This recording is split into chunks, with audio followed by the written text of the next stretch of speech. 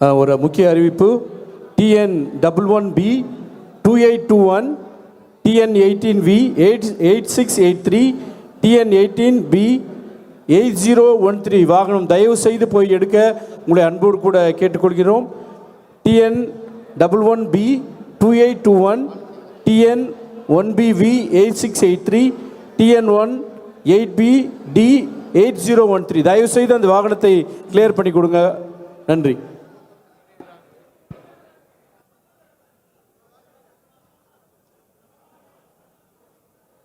நெற்றிய இளைப்பாற்றியை அவர்களுக்கு அளித்தருளும் ஆண்டவரே,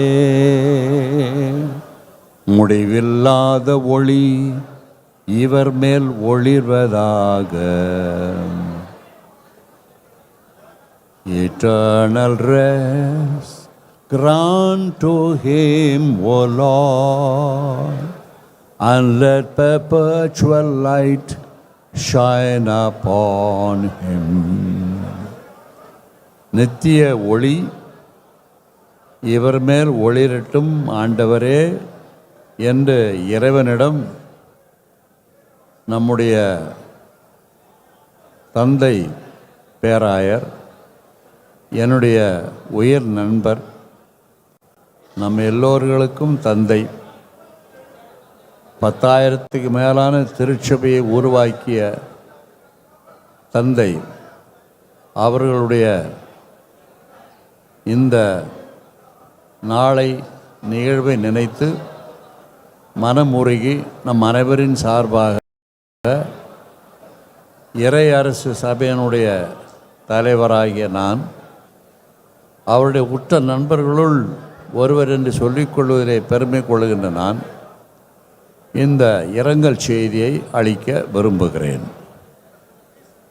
அன்புள்ள பொறுப்பில் இருக்கின்ற மேதகு பேராயர் ஒனேசிமுஸ் அவர்களே, முன்னாள் தலைமை பேராயராக இருந்து சென்னையிலிருந்து பணிபுரிந்து கொண்டு இருந்த, இப்பொழுது விடுப்பு பெற்று விடுப்பு நிலையில் இருக்கின்ற என்னுடைய உயிர் நண்பர் சுந்தர் சிங் பேராயர் சுந்தர் சிங் பேராயர் அவர்களே,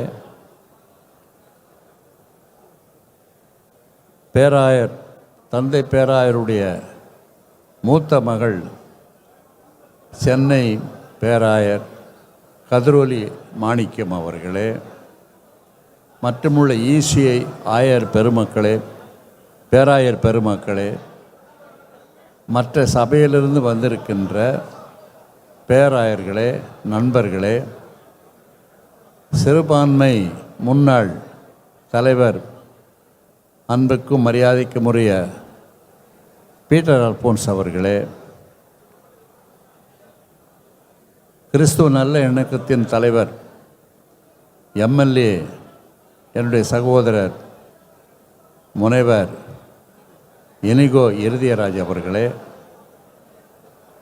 என்னுடைய நண்பர்களே, அன்பர்களே, உங்கள் அனைவருக்கும் என்னுடைய இரங்கல் செய்தியை எவ்வளவு சுருக்கமாக சொல்ல முடியுமோ அவ்வளவு சுருக்கமாக சொல்வதற்கு முயல்கிறேன். இங்கு இருக்கின்ற ஒரு சூழலையும் இந்த கூட்டத்தையும் பார்த்து தான் நமது தந்தை பேராயர் என்ன பணி செய்தார், யாருக்காக பணி செய்தார் என்பதை சுட்டி காட்டி படம் பிடித்து காட்டுகின்ற ஒரு நிகழ்வாக இது திகழ்கிறது. பெரிய பெரிய பணக்காரர்கள், செல்வம் படைத்தவர்கள், படித்தவர்கள், இன்னும் பல வகையில் உயர்ந்தவர்கள் இங்கு யாரும் இல்லை.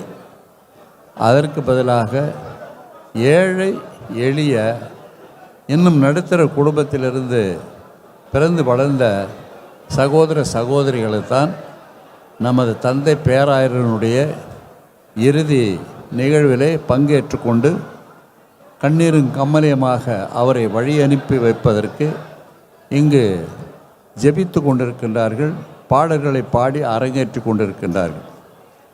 நம் அனைவரின் சார்பாக நாம் தந்தை பேராயர் அவர்களுக்கு நன்றி கூற வேண்டும் என்று நான் விரும்புகிறேன். We have to bid him farewell with a gratitude, sentiments of gratitude from all of us, not only from India and from other countries. அந்த அளவுக்கு நம்முடைய நெஞ்சத்திலே நீங்காமல் ஒரு இடம் பிடித்தவர் அவர். நான் வரலாற்றை சொல்லியெல்லாம் அதிகமாக நேரம் எடுத்துக்கொள்ள விரும்பவில்லை. நமது இறைவன் விண்ணிலிருந்து இறங்கி வந்தவர், கீழே இருந்து புறப்பட்டவர் அல்ல. நமது ஆண்டவர் விண்ணிலிருந்து இறங்கி வந்தவர். நம்முடைய மக்களெல்லாம் ஒன்றாக திரட்டுவதற்கு இஸ்ராயல் மக்கள் என்கின்ற சிறுபான்மையோரை தேர்ந்து கொண்டவர். அந்த சிறுபான்மையினரும் ஒடுக்கப்பட்டவர்கள் அவர்கள், இஸ்ராயல் மக்களிலே ஒடுக்கப்பட்டவர்கள். அந்த ஒடுக்கப்பட்டவர்களுடைய வாயிலாக உலகத்திற்கு மீட்பை கொண்டு வர விரும்பியவர் தான் ஆண்டவராகிய இயேசு கிறிஸ்து. இந்த செய்தியை நாம் அனைவரும் புரிந்து கொள்வோமானால் இதைவிட ஒரு பெரிய செய்தி, ஒரு சிந்தனை என்று யாரும் அளிக்க முடியாது. மேலிருந்து நமக்காக இறங்கி வந்த ஆண்டவர் ஒடுக்கப்பட்ட மக்களை தேர்ந்தெடுத்து அந்த ஒடுக்கப்பட்ட மக்களின் வாயிலாக உலகத்தில் இருக்கின்ற எல்லா ஒடுக்கப்பட்ட மக்களுக்கும் விடுதலை, நல்வாழ்வு, உயர்வு இவற்றை கற்பிப்பதற்காக அவர் விரும்பினார். அதே பாணியில்தான் நமது தந்தை பேராயர் நமக்கெல்லாம் கிறிஸ்துவை அறிவித்திருக்கின்றார்.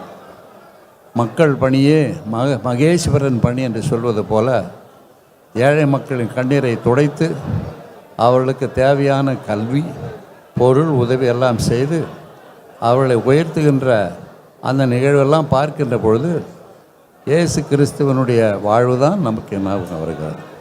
அவர் தெரு தெருவாக, வீதி வீதியாக, சிறு சிறு நகரமாக தேடி ஏழை மக்களுக்கு பணி செய்து கொண்டு அவர் நடந்து கொண்டே சென்றார். அந்த காலத்தில் வாகனங்கள்லாம் ஒன்றும் கிடையாது, கால்நடையாகவே சென்றார். யூதேயாவிலிருந்து சமாரியா வழியாக கலிலேயாவுக்கும், கலிலேயாவிலிருந்து சமாரியா வழியாக யூதேயாவுக்குமாக நடந்து கால்நடையாக நடந்து ஏழைகளை கண்டு அவர்களுடைய வியாதியை குணமாக்கி அவருடைய துன்பத்திலிருந்து அவருக்கு விடுதலை அளித்து இவ்வாறாக அவர் இறை மக்களாக உருவாக்கிய நிகழ்ச்சியை நாம் அனைவரும் நற்செய்தியின் மூலமாக, பைபிள் மூலமாக அறிவோம்.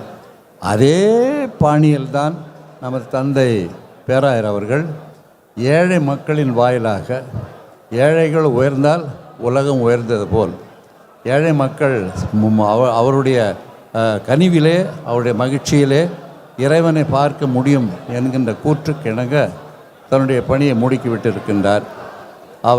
அவருடைய இழப்பு இது ஒரு இழப்பு அல்ல, நம் அனைவருக்கும் இறைவனில் இது ஒரு வரவு என்று சொல்ல வேண்டும். We do not consider him as a loss. His death is not a loss. His death is a gain and his death is a success of Christianity. கிறிஸ்துவ திருமறையே இதைத்தான் நமக்கு உணர்த்துகிறது, அதைத்தான் அவர் செயல் மூலமாக காண்பித்திருக்கின்றார். ஆகவே நம் அனைவரின் சார்பாக தந்தை பேராயர் எஸ்ரா சர்க்குணம் அவர்களுக்கு நம்முடைய நன்றியை தெரிவித்து, நம்முடைய நன்றியின் காணிக்கையாக நம்முடைய ஜெபங்களை அவருடைய ஆன்ம இளைப்பாற்றிக்காக ஒப்புக் கொடுப்போம் என்று உறுதி கூறி அனைவரின் சார்பாக நான் விடைபெறுகிறேன். நன்றி, வணக்கம். பேராயர் சின்னப்பா அவர்களுக்கு நன்றி சொல்லுகிறோம்.